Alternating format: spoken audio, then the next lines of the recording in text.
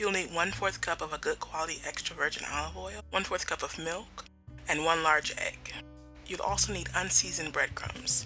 I currently use whole wheat Holland's rusk and have to put in a bit of work to get my breadcrumbs, but I wouldn't necessarily suggest crushing saltine crackers if that were your only option. You'll also need a bit of flour to first dredge the raw onions in. I use 2 very large yellow onions, mostly because I found that out of personal taste, white onions tend to be a bit too sweet for this recipe.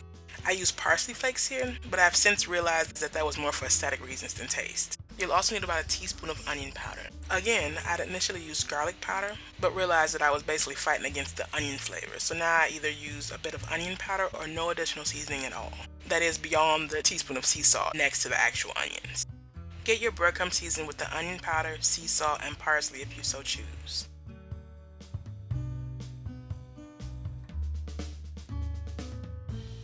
Then prep your milk, oil, and egg by giving it a good whisk. It may want to separate down the line, so just make sure it's thoroughly combined and hasn't separated when you dip your onions in later on. Peel and then evenly slice your onions into about 1/4 to 1/3 of an inch rounds. Keep in mind that they will cook down just a bit.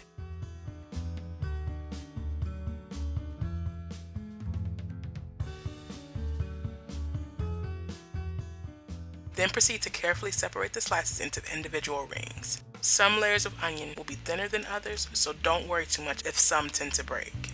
You can dredge them in flour as you go, but I decided to give them a nice and messy shape, so maybe you don't want to fill your dredging bowl quite as full as I did.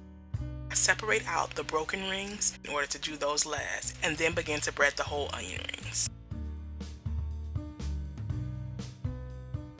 Dip as many onion rings in the egg mix as you want, but the breadcrumbs may begin to clump if you toss any more than 5 or 6 in the dry mix at a time.